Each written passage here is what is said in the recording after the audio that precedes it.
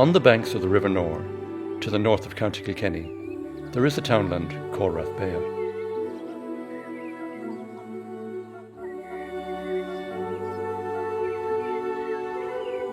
Within that townland, there is a field called Paul Yower.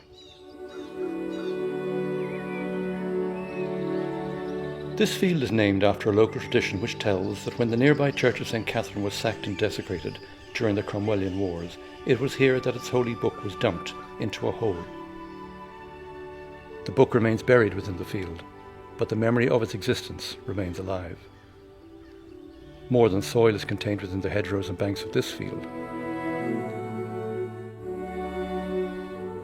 The civil parish of Rathbea, of which this townland is part, is bordered to the north by the civil parish of Aharney and to the west by those of Sheffin, Balleen, Coolcashin and Glashera.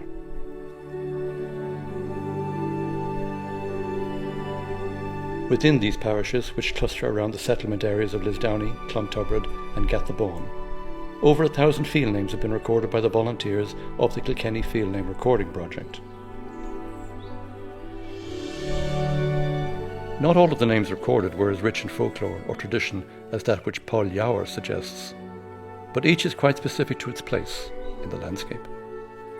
Many field names memorialised those whose lives depended upon the harvest of those fields: McGree's, Cody's, Wall's Garden, Perry's Moor.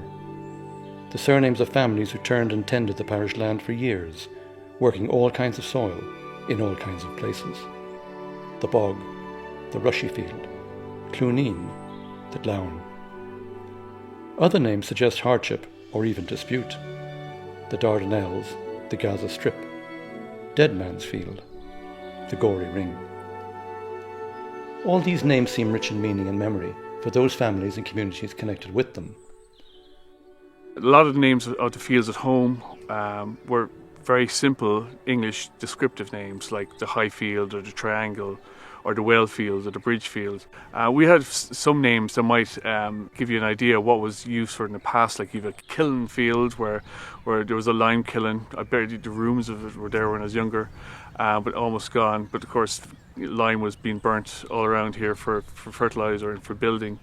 And then we even have a cricket field at home. Now, I never remember cricket being played in it, but it was a cricket field, it was a square field. But all these names are, I would say, relatively recent. But they were the names that everybody knew, everybody understood what these names were.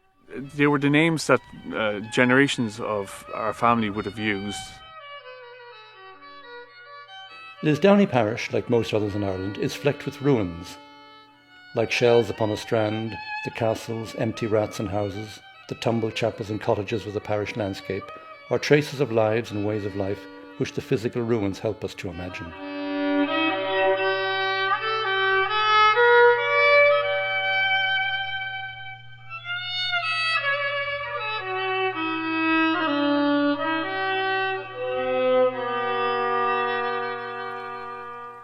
In the one-roomed Balleen National School, founded in 1838, 2 teachers taught their lessons, one at either end. So it was for almost a century. The school playground was a neighbouring field. A large tree stood here by the stream, and classes were held beneath its canopy in fine weather. Each child would have walked to this school, most often through the fields along well-worn tracks and mass paths. The names of their landscape a constant on their tongues. The Dipping Well, Mylands, Cluneen, Bolsheen the Gory Ring, the Forge Field, Cumra, Parkbawn, Dead Man's the Field, Little Fish Market, Tree Corner Field at the back of the house, the Ivy the Decoy Bush, Pond, the Bottom, the Narrow the Neck, Cunha the Style, Glown, the Kiln the Field, Hungry Corner, beside the the Smithy, Third World, Essie's the Garden, Bees Field, Rosie's the Field, Fairgreen, the Bog, the 96 the acres, Ferry the Field, Dardanelles, the Near Drummond, Disney's, top of the the church, Black Field, the the Island, Flaggers, the Crush, the Rat the Field, Cherry Tree Field, Silver Park, the Key, the Crook On, Blackcurrant Clash at Thomas, Top of the Hill, Landy's, Doolings, the Daffodil Field. Between 1937 and 1939, the National Folklore Commission encouraged staff and pupils from 5,000 schools of the Irish Free State to gather local folklore, traditions and place names from their parents and grandparents, lest those traditions be lost and forgotten. Could such an initiative work today? I think that the present day children, they don't know. They just don't have the same contact, but They have great enthusiasm when asked about it, and they would be interested. So it's probably up to the parents to inculcate or just to educate them and tell them, take them walking, take them up the gap, take them to the glen, take them wherever they, need to go. So there is hope, but the changes to the surrounding landscapes of Lisdowney and Gathabawn over the past 25 years have been dramatic. New farming practices and bigger machinery require bigger fields. A comparison of the Ordnance Survey map of 1839 with the modern landscape of today shows an area now under tillage which was then comprised of 49 fields and is comprised of just 4 fields today. The change is ongoing and with ever greater speed. In the face of such change, what merit is there in recording the names of fields that are about to disappear?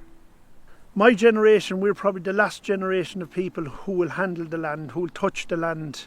So every field to us it had its own quirks and it had its meanings, and we knew what the fields were, but they will be lost. Like my children, they won't necessarily, because with the way the new systems are, fields now have numbers. If you're talking to somebody from the department, every field has a number, so the field name means nothing anymore.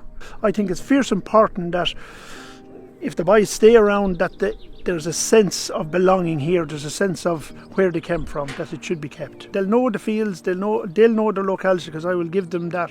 I think everybody has to have a sense of place, and I said I will hand on the field names and hand on whatever knowledge I have, and what they do with it, it's up to them.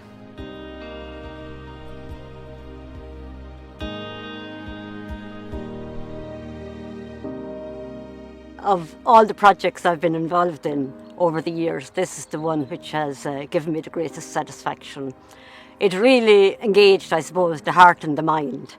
And growing up on a farm where I was totally au fait with all the fields, when I think of them now, I go down memory lane and I'm emotionally involved. I'm back there.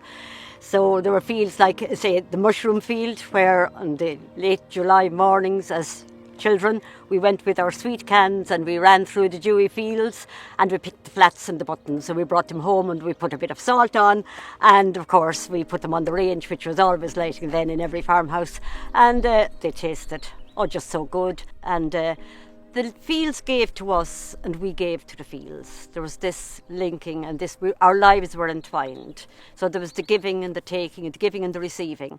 And of course field names, it's not just about collecting names, it's about linking the past with the present. It's about just rooting us in where we are and telling a story of what has happened long ago.